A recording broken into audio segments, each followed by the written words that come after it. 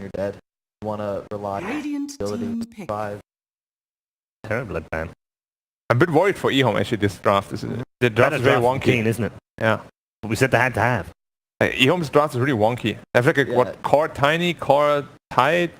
It started weird though, right? Like Oracle Tiny was about that checklist, how to win games. Oracle Tiny just doesn't give you much. Would you prefer them to have opened? They were going to go for this Oracle Husker that early. Nah, it's a little early. It is early, isn't it? Yeah. I actually think it could open confident in it. Yeah. Because you know they're gonna. I mean, the tight is obviously response to the void. Yeah, they do go for the OD. That's the OD, yeah. He's been banned so much. They knew it. They knew what was coming, so they're going for the Drow. Does it support tiny or support tight? We'll find out momentarily. Hopefully we'll stay with it until we... No, we don't. I don't know. I thought that was a set. It's messed up, man. I thought it was a set with Undying in that last game, but maybe it wasn't. I don't know. We'll find out. Answers on a postcard or on Reddit. This one's hard. Better draft this time round. Much better. I'm keen. And I think, Kyle, you said it's slightly wonky for EHOME. Yeah. You can see how they want to win with the Drow Klings, but it just feels like either Drow Klings, whoever goes middle, this Earth Spirit is going to roam, then you're going to feed, and your game is going to suffer, and then they group up as 5. I don't know. This Tide's not going to have fun against the DP or OD either. Okay, let's get some quick predictions. Ted, let's start with you. I'm gonna go Keen this time. I think. I don't like the too much single target with the Clinks on the Drow. I just feel like it's weird. I don't know how the Tide fits in. I don't know if they want a team fight or if they don't. I don't get it. It doesn't make sense to me. I'm a simple man, but I'm just like, I don't get it. So maybe they got some crazy plan. King going for period in black. Klings has, I mean, not Klings, but EHOME has a winning condition, but it feels like very one-dimensional. They can't really allow mistakes early, which inevitably will happen because of their lanes, I think. So Keen just has like a way higher chance to win, I think. Just mathematically. So we're going Keen. All right. I just wasn't impressed. Yep. And while I got to make up. Right. Take some risks. All right, EHOME for you.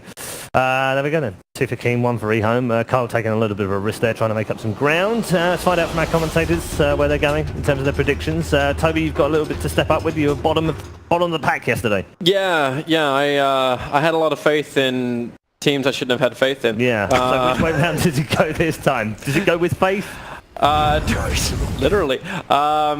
I'm actually with EHOME. I think EHOME have some really good team fight. I think there's still a lot to learn about how Clinks functions, and we'll get to go through that a little bit more. But Sind, what are you thinking? It's hard, but I'm going to go with EHOME too. It's mainly because they looked really good in the first game, obviously, as the draft would make them look. But they also, when you third pick Clinks like this and last pick a draft, I feel like you have some sort of strategy. There's a plan, there's something here. There's a mechanic that Zhao 8 knows about. This is a pocket strat in some way, and I'm ready to be impressed. It could also fall flat. Take us into game. Yeah, there are some things that we're still we were discussing ourselves, not exactly how Burning Army functions with the Drow Ranger as well. When you're going to put in this precision aura, does it actually get transferred over? Should not work. It should not work. True. Should is... There's a lot of things in Dota that should not work the way they work. Yes, exactly. When you say should in Dota, then a lot of the times, but that's just how it is. Yeah. So, I'm interested to see how the Tidehunter works too, because I think he's one of the other question marks that came up. Normally the Tiny is run as a core from EHOME, and it's going to be the same type of thing here.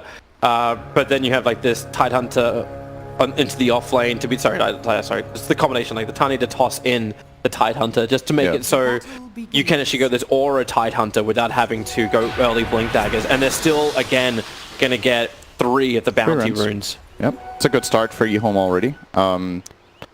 I look at this EHOME draft, I'm like, if this doesn't surprise or do something special, it looks pretty weird. But when you pick it in this way, it feels like a kind of strategy that they've theory crafted and tried and practiced, and that has worked for them. So if that's not the case, and they're just like, hey guys, let's just third pick Clinks and see how it goes. If that's the mentality, I don't believe in them in this game, but I'm giving them the benefit of the doubt that there's probably something going on here. We're thinking that Zhao 8 actually does think of things. Yeah. That's the benefit we're giving. The positive approach here. Yeah. And Keen's going to try and add some pressure early on. So they're running an aggro lane with the movement early on. Yeah, Old 11 is not a healthy man. He didn't go Spirit Siphon level 1. He went Crypt Swarm level 1 on the safe lane. So he doesn't have that sustain, but at least this gives him an ability to farm from range. But it feels like the same type of thing you achieve with a PA with Stifling Dagger. It's like, okay, I can do this at least. And they took advantage of him by skilling Gush level 1. So they're just running at this TP. I feel like this Death Prophet hero, when it has a bad start, it never really comes online. There's two reasons you put it mid. First of all, the levels, so you get Exorcism at a good timing, and secondly, so you get the key item or two. If he's going to keep playing 1-on-2 down here, I feel a lot better for EHOME already, because to me, this DP is in many ways the centerpiece of the draft of the Radiant, even though they have two other strong cores in Void and the OD. But it's something you were mentioning too. You look at these three heroes, you're like, wow, this is going to take a while, isn't it? Like, yeah. They are going to take a while before they can play aggressive and make moves. And if you don't have Exorcism to take towers with, like, what kind of fights are you even looking for in the game? It's do you dare say it's the same as Game 1, where there's a lot of pressure on Kaka and Dark just to perform once again? These supports will do the damage. Someone needs to come out of position. Like up on top lane, Ego was up a little bit too far, but hey, did anyone bring any kind of detection up against the Clinks? They did not. So level 2 Clinks just goes Skeleton Walk and walks away. It doesn't need the strafe in the lane. Doesn't even probably like want the strafe just yet. This is all about just hiding inside the lane, making sure you don't die. Yeah, they're not going to be playing aggressive and looking for a kill just yet, so this is totally fine. Oh, TP from Kaka. They're going to be looking for their first move onto Old 11's lane. Seems pretty much impossible to kill anyone down here. He actually just used his rolling boulder to get to the creep wave to try and... I don't know if that was to pull or do something, but... It was to pull. He was a couple seconds late, though. So pretty bad timing on that one from Kaka this time around. That's going to relieve a lot of the pressure on top lane for EHOME, and it's already been pretty nice having the Tiny in the front line just beating him with trees. The one good lane that's really going the way of Keen is that mid lane for a range of 7-2 against the 16-6 of the OD. So you are getting these early items. Not to mention there's actually a level advantage as well going the way of the OD. Yeah, he's actually less ahead than I thought he would be based on the CS. I thought it would be a slightly bigger advantage, but... Oh, chicken? Sorry, I got slightly concerned about it because he was really holding that time walk for a very long time. Yeah, but you would think when OD is 19 and not... Oh, he's almost dying to these illusions. One more hit, if that hits... Oh, up the hill, but 29 HP is enough to survive. He'll burn the south. So... Yes, the OD is ahead on CS in 19-9 against Oak. Is that really how First Blood happens? Old 11 just slightly overstates his welcome while up on top lane. There's an avalanche toss combo. Kaka will die on the bottom. There's Faith Beyond and Innocence. Faith Beyond's just like, I didn't use any abilities to kill off the DP, so alright, I can use them now to kill off the support. That was not pretty. But man, look at... Let's just finish off on this mid talk, okay? OD is 20-9 and Drow is 10-3, and they have the same net worth. So I didn't see how many flasks he has had to buy in this mid lane on the OD. Of course, he has the clear experience advantage from all of those denies, but the lane is still kind of breaking even. If you're Drow and you're breaking even mid, you're generally pretty happy. No mana to go into Skeleton Walk. He's already got the Poison Touch on him, so quite simple. The Tiny was backing off for a second. He'll now move up to the top lane, cut through and say hi to Dark. The Clinks can TP in a bit. Oh, he is trying to dive the Drow. No Gust skilled. Yeah, we got Kaka ready to Rolling Boulder. Oh, okay. Well, Rolling Thunder will not connect, as the Imprisonment will do its work instead. What was that TP? I am uncertain. Here comes the Tiny with the toss combination underneath the tower. One more punch, not enough to do it. There is a Fairy Fire to give the Earth Spirit a little bit more life available. I don't understand what the goal there was for the Drow. He started TPing out next to OD, who he knows has Astral skilled. So he basically just wastes his TP, and that means now he has to do the long walk back to mid. That's a pretty uncharacteristic mistake. ASD has been playing really well this tournament so far, but that made no sense. You inflicted the caster curse. This time they bring Dust to the top lane with the jump forward. So Ego Rolling Thunder once again from Kaka, pushing Old Chicken through the body of the Clinks, or the bones. He doesn't really have a body. Just give him the kick. So the only lane that seems to still be working well for EHOME is the bottom lane. Yeah. this mid lane was fine until this death, and if he hadn't TP'd out, it would have been salvageable, but that TP death definitely hurts him. Now he's a full level and a half actually behind the OD in mid, so looks good for Keen this time around, this early on. And it's about, once again, what are we going to see from this Clinks? What are we going to see from the Drow? Yeah.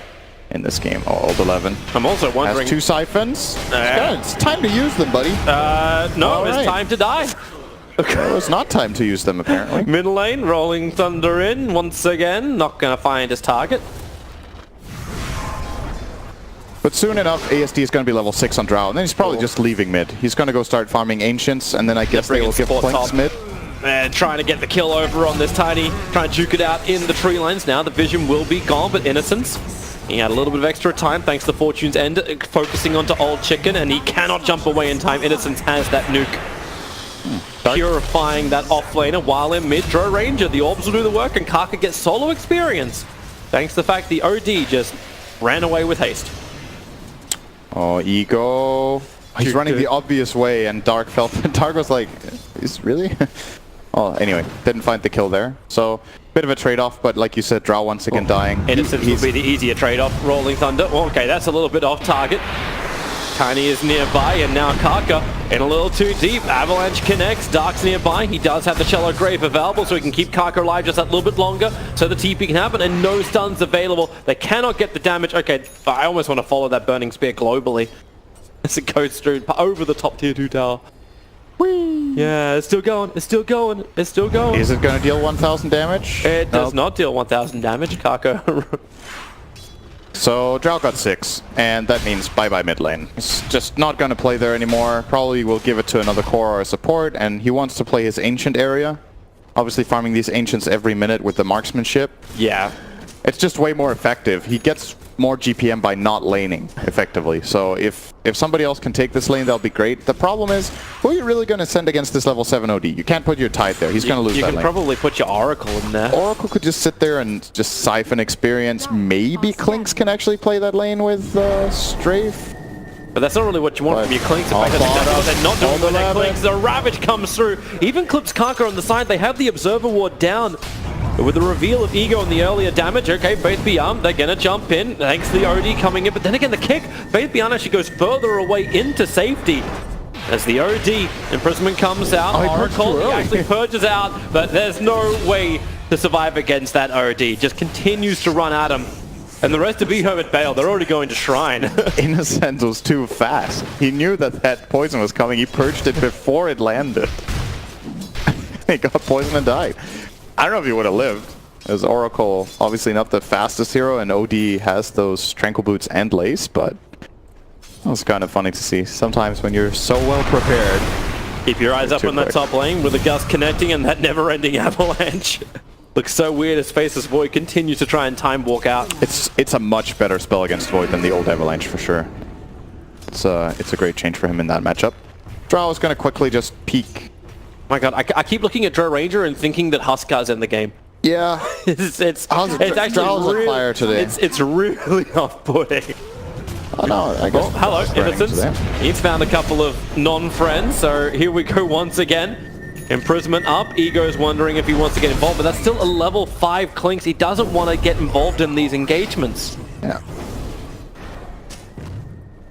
So I'm still a bit surprised with the mid lane for EHOME that they're not putting someone here to take a bit more experience. We had ASD just quickly pass by and grab a little bit of a wave and then leave for the jungle again. Now they're going to put the Tiny here, so he will get something. And the Void was making a big crossover move here. Old Chicken kind of crossed the entire map but walked through vision, and they didn't fall for that, so didn't find a chrono. Interesting to see the Sentry Ward. I thought they may have thought about blocking up the Ancients just against the Drow Ranger for that quick marksmanship farm you're talking about. But they just put a Sentry Ward, and it doesn't block. So a little bit further down instead. Did Keen just get 4 bounced? Yeah, they did. Yeah, they did. Mid lane. That's right. Oh, hang on. Fairy Fire, and you remember, so you got the Shadow Wave. There's a hasted up Tiny just trying to cause a couple of problems. And may go again. Faith Beyond, Ravage up in 6 seconds time. He's not ready for the toss just yet. Why does it always feel like Clinkz, like it was the same type of thing with Thompson, like Clinkz is just playing this catch-up game, which doesn't work as well when you don't have the old death pack.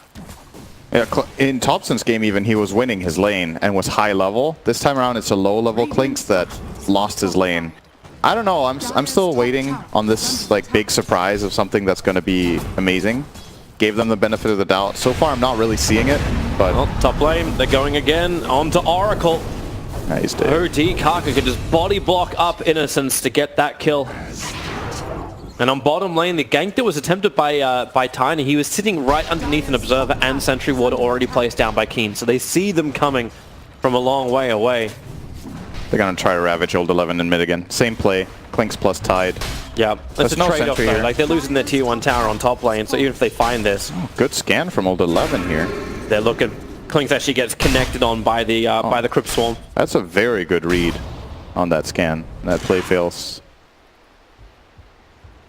Didn't even see the TP, he did it from Fog of War. Yeah, I don't think he saw it, indeed. Meanwhile, Joe Ranger in the jungle, still keeping up. Like, Yeah, like he's for gonna keep everything playing that's her. been happening, yeah, you're losing map control, but it's still only a 1,000 gold advantage. Yeah, it's absolutely within reach for EHOME. It probably went worse than they were expecting in the lanes, but realistically, I don't know if they were planning to just win their lanes this way. You're putting the Drow mid, but who benefits from the aura? It's a Clinkz in the safe lane, which is already weak, and an Oracle support. You don't have any other like secondary core that uses that attack speed really nicely from the precision aura. And your lanes are just on paper are relatively weak. Old 11 just walked underneath the Observer and Sentry Ward. They're going to push him back. That Invis rune, he thought he was okay. Now he will be. They're out of range and no detection on the Death Prophet. No, she hasn't gone down to the south. Man, this OD is so farmed. Yeah. He has a 12-minute drum plus Kaya with double null and tranquils, so... And they smoke. They want to try and make the most of a fight. They're heading towards north. The Dire Scan, it will trigger. It's the Faceless Boy who walks through, but EHOME may think they're trying to do Roshan. The Spirit Siphon's already out from Old 11, and it's the issue from Clinkz. He gets the Burning Army off with the Avalanche. They'll end up killing off the Earth Spirit, but the Chronosphere is nice on the Clinkz and draw range. But where's the damage from Old Chicken? It doesn't exist. It's there from the OD. It's there, but Ego, they still didn't get the kill. They're trying to fight away from the Burning Army, but Old 11, he is just the man to be on the front lines. It's a great Crypt Swarm. The Shadow Grave will keep him alive even longer. It really is old school combinations. Even defensive imprisonment, buying a little bit more time as Old 11 comes out of it. Full health. It's a 2-for-1 trade-off. Hilariously enough, it's only the supports of EHOME that go down. Yep. But maybe it won't end at that. Faith Beyond try to push in the mid lane. Karka's there. Death Prophet's rotating around the back, so here's your rolling boulder forward. Kick him back to the other side. And OD with already 8 stolen intelligence. He's going to come in and okay, yeah, you're right. Ulti is up. Ego will arrive as well, but they turn on the Magnetize. 3 connected, all slowed up underneath the tower. Maybe ASE with a silence, and Faith Beyond, the damage is high. Old Chicken, he'll actually get in the backlines too. Try and slow down this Draw Ranger, or just kill off the Oracle. Both will be good for him. And ASD is in a world of hurt. Tiny is moving over. He needs to use the Avalanche to create a little bit more space. This Draw Ranger can push back and fight once more with the cold arrows. Old Chicken cannot get away. This is getting scrappy now. Yeah, both teams are hungry for kills and they're pushing the envelope to get them. Straight from the beginning of that fight, even the way it broke out at the Dire Shrine, I don't know if... I'm guessing Old 11's Invis was running out, he used the Exorcism when he did, because he kind of jumped the gun. He went in a bit too early before his team could really connect. That made for an awkward engagement where, sure, you're going to start with DP, but you're not locking anyone down. They started running away. The rolling boulder from Kaka didn't connect on anyone. But then they still got some slows out and got a team fight. But at the end of all of this chaos, EHOME actually come out the victor. They got more out of this than Keen did. We'll actually have a quick look at it again. So yeah, Invis is running out. He goes into the Clinkz. But there's actually the one time I think the Burning Army felt like it actually had an influence. They tried to push south and get away from it, but it went to the Ravage of Faith Beyond. And Old Chicken just had no support until the OD finally was freed from the stun. But this just keeps going on and on. But we'll come back to the world of the live. As Keen and EHOME once again contesting for position. What have we here? But everyone backs off and nothing happens. Yeah, I'm thinking about if you compare it to the last game where we were like, oh well, if this game goes later on and Keen is not snowballing their advantage early on, this game's going to get hard. This one feels way more manageable for them. Even if they're barely ahead at this point, they have the very good scaling tri-core as well, especially two of them, the Void and OD. Usually if you pick these two heroes together, a lot of the times you will maybe be the one falling behind the laning stage or the early part of the game because you don't have that much play potential, but yeah. Because of EHOME's draft, they haven't really been able to punish the slightly greedy combination there. Perfect time to TP out from the Death Prophet. Heads towards the mid lane to join up with the rest of Keen Gaming, who now 4-man smoke. Faceless Void's the only one who's not involved in it. Gonna go Roche, or what's the plan here? I am uncertain. Hello. This is not someone they were looking for, but they're gonna find Innocence, silence him up, and they'll get the kill. But there's still a heavy smoke. He's happy with that. He actually got his Observer Ward down. They dropped the sentry a little bit further away, but they can turn this into a tier 1 tower in mid. No fortification for either side available. And Klinks is still not ready to fight. He's still not ready to choose what item he wants to go for. I think he actually had Diffuser Blade in his quick buy. He did. And now he switched to Solar Crest. Yeah. I don't know. I can't tell you if that's good or not. Tiny was waiting for the denial. Kaka was waiting for the kill. And you can say goodbye to the Rockman. At the same time, Old Chicken getting caught out by the rest of EHOME up inside the jungle. Gust surprise, that's dagger. actually a bigger kill as well, because that all goes into the Drow Ranger. Yep, that was a blink gust, the blink reveal. I think he hasn't shown that yet. At least I believe so. He's had it for a little while, but I don't know if the Radiant have seen him use it with any effect until now. So, well, now they're aware, and this is a problem that Void needs to address. He's currently building Maelstrom, and that means Old Chicken, if he gets caught by this blink gust, he's probably just gonna die. There's no real save except the shallow grave, and then he has to be in a really good position to help. If there's any follow-up from the rest of EHOME's team, they can totally overwhelm him. Second dagger, I was looking for this to come out, and it's coming out now, yes. Did you actually think it was what he wanted as opposed to just being tossed in by the Tiny? I think so.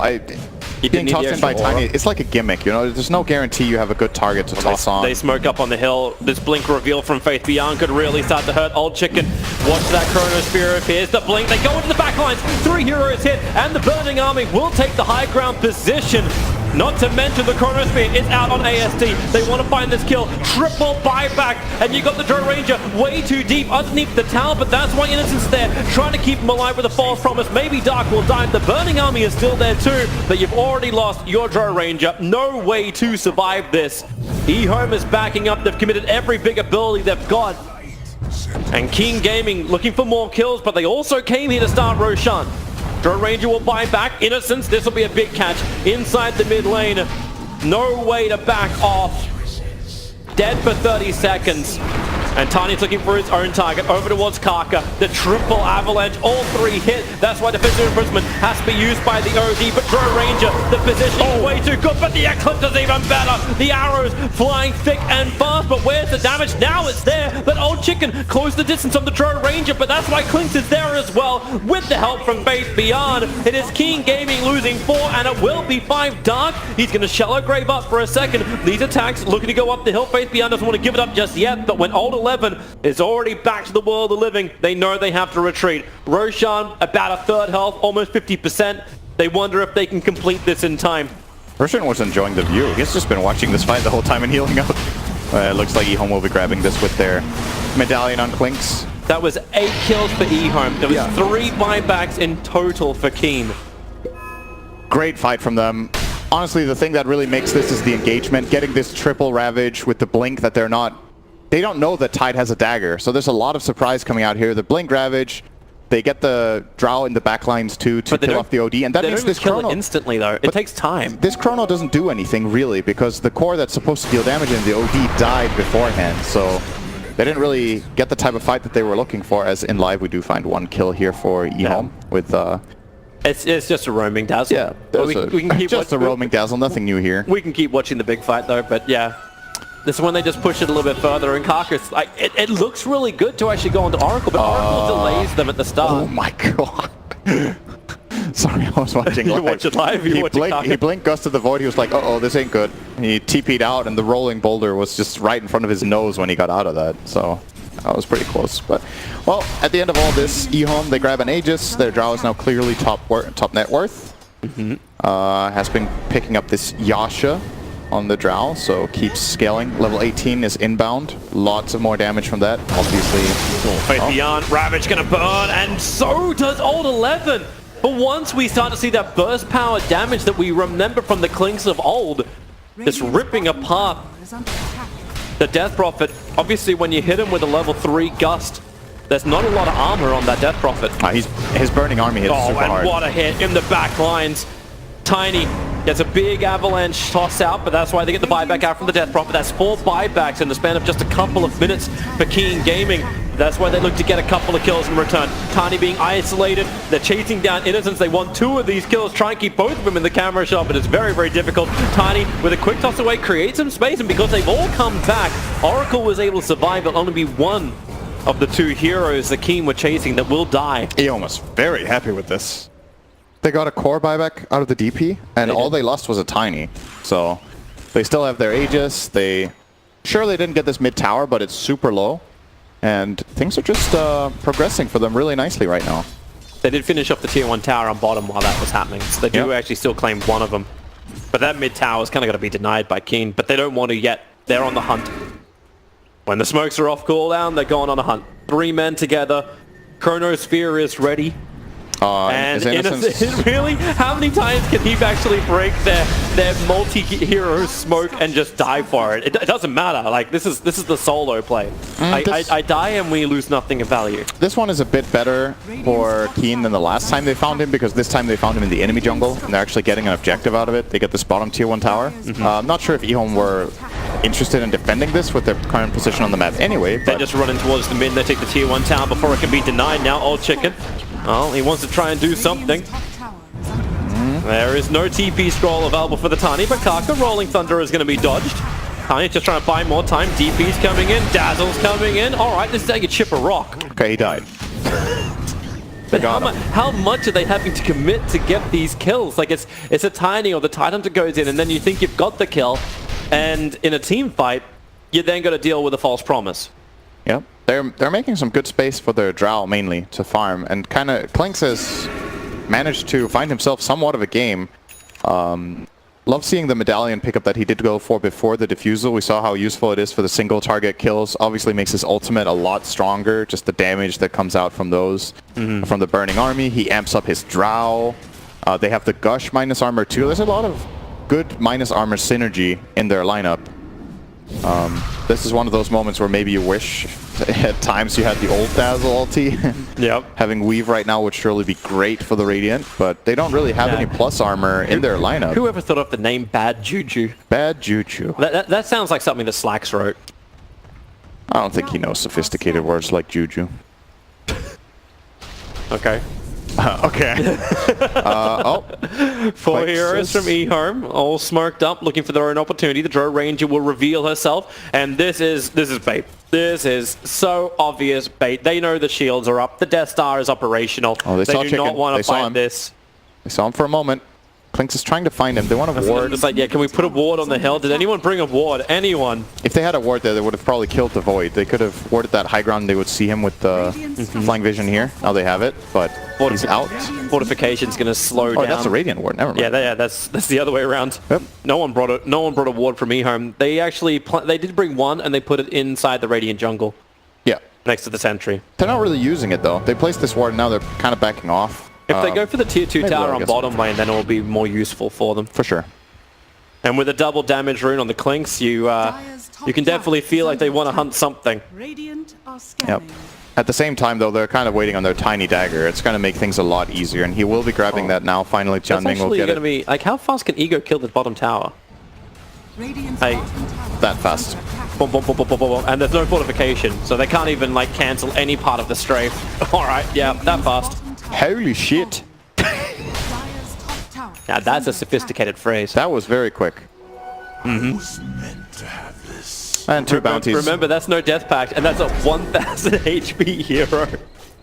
Yeah. He is such he's such a glass cannon. You're really feeling the tower nerf though, right? Like in the previous patch, a Clinks without death pact running would not take that tower that fast, even with the DD. Yeah. So.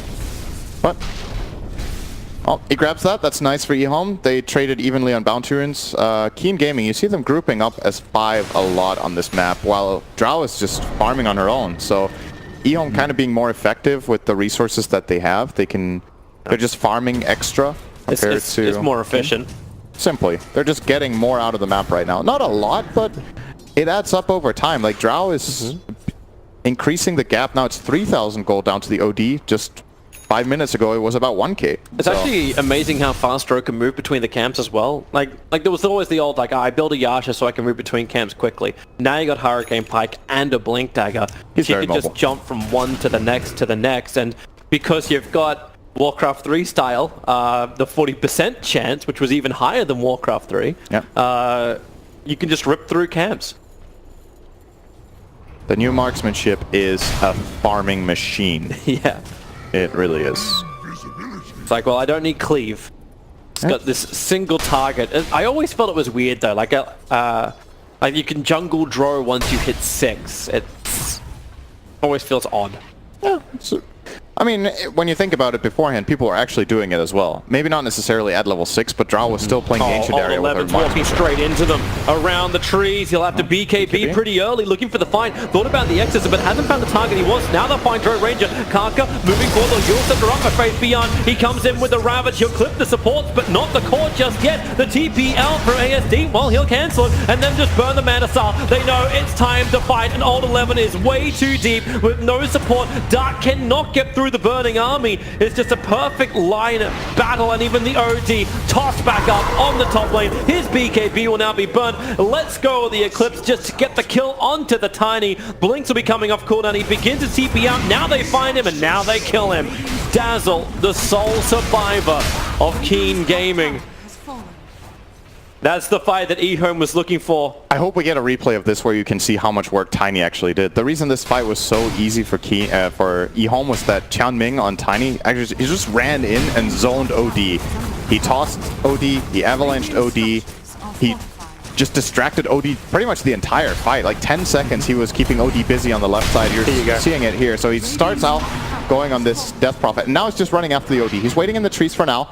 But what you don't see off camera here is just keeps locking him down. If you look at the spots on the minimap, these two heroes, the Dazzle and OD, they're battling in top lane. OD is hunting the Tiny the whole fight. He's just distracted. If OD is not playing around your other cores, you're not going to win this fight.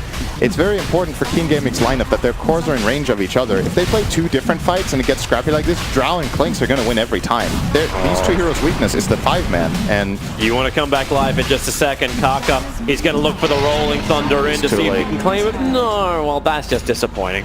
Absolutely too late. Well, he's no Afu. Oh, they got a cheese now on the Tide, so Drow with another Aegis. Tide cheese, he is almost invincible actually. He can go in and take up multiple OD Arcane Orbs. He can cheese when he starts dropping low. He has a BKB on the Tide, 10 seconds for Faith Beyond. I like seeing this from Faith Beyond. I feel like a lot of other players right now don't really do this very much. Last game he bought a BKB on Beastmaster. This game he's buying it on Tide. Just identifying how important it is to be able to be in the center of the fight and cast your spells. Like something as simple as that. I like this build. He's looking at the enemy lineups like, what can stop me? Look to the OD. Into the mid lane, the Avalanche to come out. BKBs will be able to protect him. They even go in for the... Okay. The Burning Army has almost a 2-minute cooldown, but they committed anyway. Faith Beyond. No stun available. They were expecting to get that kill. I think if he got the toss off before the Avalanche, the OD would have died there. More than likely, but... Didn't get it.